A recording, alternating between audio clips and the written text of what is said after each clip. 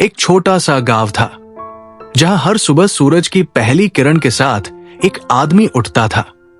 फटे पुराने कपड़ों में, पैरों में चप्पलें भी नहीं, वो एक बड़ी सी हथौड़ी लेकर निकल जाता था पहाड़ की तरफ, क्योंकि वही उसका रोजगार था।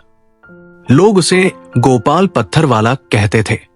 वो दिन भर तपती धूप में पत्थर तोड़ता और शाम को थकाहारा घर लौट आता। उसकी झोपड़ी में न बिजली थी न पंखा, बस उसके बच्चों की मुस्कुराहट ही उसकी ठंडक थी। गोपाल आसमान की ओर देखता और सोचता, भगवान, क्यों बनाया मुझे इतना गरीब? काश मैं राजा होता तो ये पसीना, ये दर्द, ये हथौड़ी कुछ भी न होता। उसकी बात सुनकर आसमान में बिजली चमकी। अचानक एक आवाज आई, गोपाल, अगर तू सच में राजा बनना चाहता है तो हो जा। अगले ही पल गोपाल की आंख खुली। वो अब राजा था।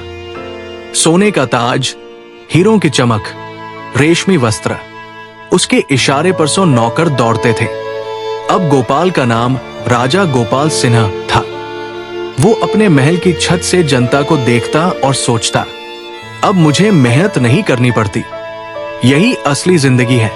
पर एक दिन गर्मी इतनी बढ़ी कि उसका शरीर पसीने से तरबतर हो गया। वो बोला, ये सूरज तो मुझसे भी बड़ा है, काश मैं सूरज बन जाता। भगवान ने कहा, जैसी तेरी इच्छा। अब गोपाल सूरज बन गया, आसमान में चमकता हुआ, रोशनी फैलाता हुआ। वो हंसा, अब मैं सबसे शक्तिशाली हूं, मुझसे बड़ा कौन? लेकिन तभी घने बादल आ गए, उसकी रोशनी को रोक लिया। नीचे धरती पर अंधेरा छा गया।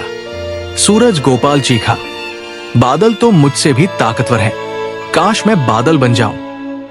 वो बादल बन गया।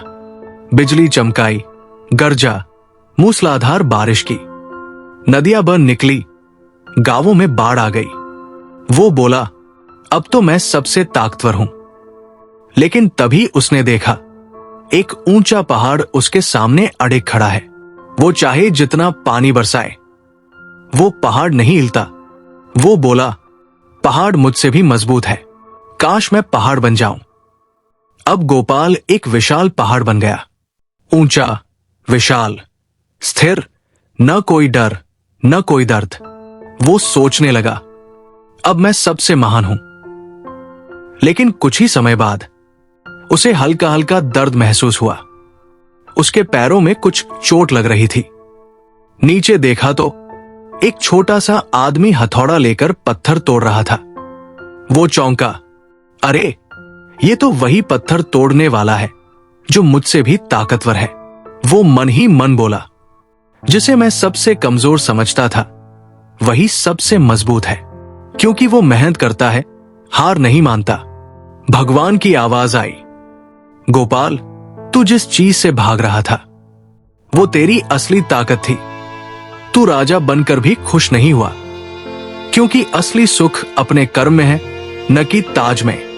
गोपाल मुस्कुराया, आंखों में आंसू थे, और बोला, अब मैं फिर से पत्थर तोड़ने वाला बनना चाहता हूं, क्योंकि वही मेरा गर्व है, वही मेरा भगवान है।